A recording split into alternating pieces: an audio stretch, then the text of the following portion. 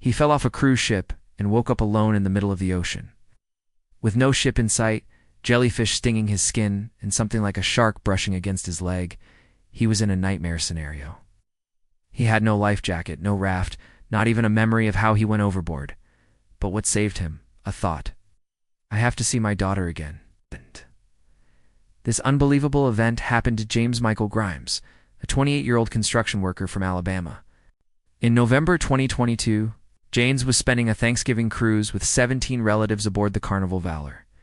The ship left from Mobile, Alabama, bound for Mexico. But James's trip would take a sharp turn during the second night of the cruise. James recalls being on deck for the ship's air guitar competition. He won the round with a performance of Sweet Child O' Mine by Guns N' Roses. As a prize, he got a free drink. His next memory is waking up in the middle of the ocean. According to James, the next thing he remembered was the rocking of the waves, and he found himself floating face down in the dark water of the Gulf of Mexico. The ship was nowhere to be seen. The last thing he recalled was winning the air guitar competition and nothing after that. As panic began to set in, James realized he was completely alone. He was also injured and couldn't remember how he ended up in the water. I remember everything up until I was doing my air guitar, and then I don't remember anything, he told CNN. Then I just woke up in the water. The first thing he noticed was the pain in his body. It was a terrible feeling. Described it as someone repeatedly poking him in the eyes with a fork. His entire body was covered with welts. After treading water for a while, he realized that he had been stung by jellyfish twice. One swarm attacked him while he was trying to float on his back, and another while he was floating on his stomach. He felt helpless as the creatures stung him all over his arms, legs, and neck. The stings were excruciatingly painful, but they weren't the only thing tormenting him. Dehydration started to kick in. His lips were dry and cracked. Then a fin broke the surface of the water just 15 feet from him. James could feel the force of the movement through the water. Something brushed his leg. He yelled and kicked out wildly. Whatever it was, didn't return.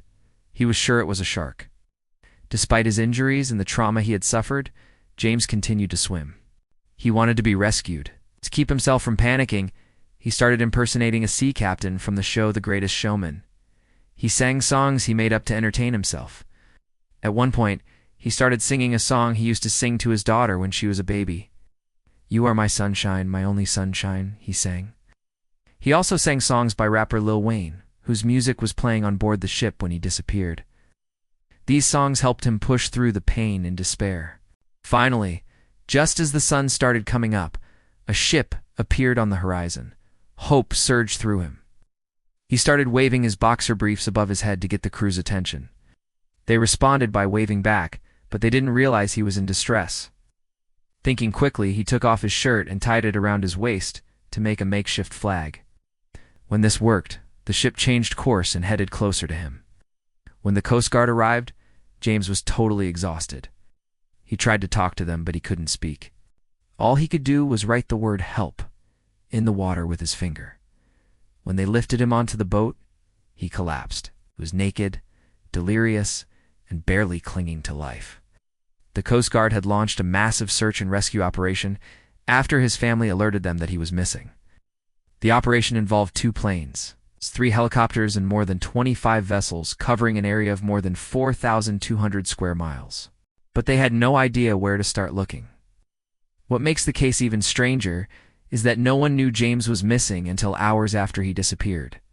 His brother Jeremy said the family only realized he was missing around 8 p.m. after they gathered for a pizza party in the cruise ship's dining hall. When they arrived, they couldn't find him anywhere. They checked the cabin, the pool area, the gym, everywhere. But still, there was no sign of him. Worried, they reported him missing to the staff. A head count confirmed their fears. James was nowhere to be found. The family was distraught. His aunt, Monica Casey, later told CNN, "We've been screaming his name, calling him, knocking on doors. Everybody was running around like crazy trying to find him. Nobody had seen him since the early evening when he'd gone out to watch the air guitar competition." Once the Coast Guard received the call, they sprang into action, launching a massive search operation. The chances of finding James seemed slim as each hour passed. They didn't give up.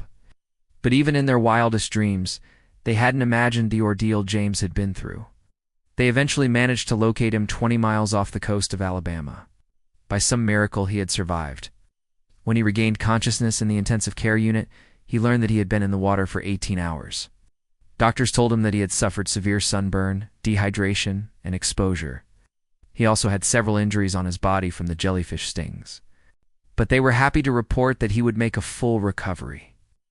In the aftermath of the incident, James said he had no answers, and he was scared. He revealed that he had no life insurance, no raft, no SOS. He admitted, "It's almost like somebody flipped a switch. I have no memory of falling off the side of the boat or anything like that. It's almost like a blackout. I have no idea how I got out there," but he knew one thing. He had to get well soon for the sake of his young daughter.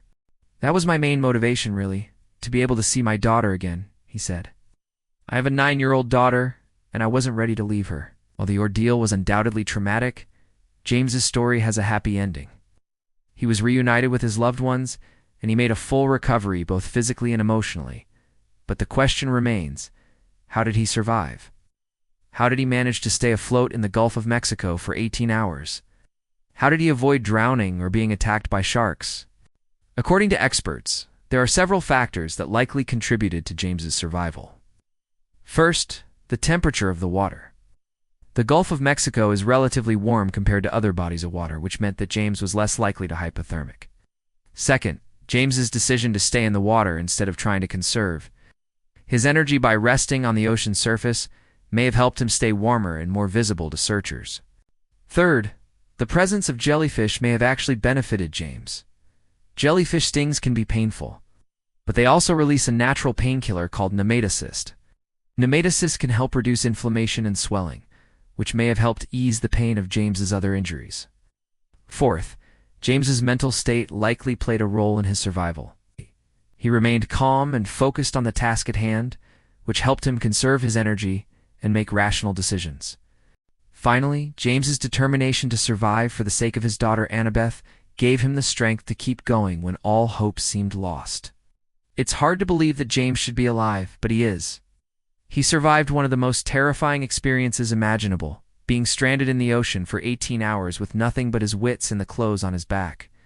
He faced jellyfish stings, dehydration, exposure, and who knows what else, but he emerged from the ordeal unscathed. James's story is a reminder of the fragility of life. In the blink of an eye, everything can change. He was enjoying a fun cruise with his family and friends, and the next thing he knew, was fighting for his life in the middle of the ocean. But it's also a story of hope. Hope that no matter how dark things may seem, there is always a light at the end of the tunnel. James never gave up hope that he would be rescued.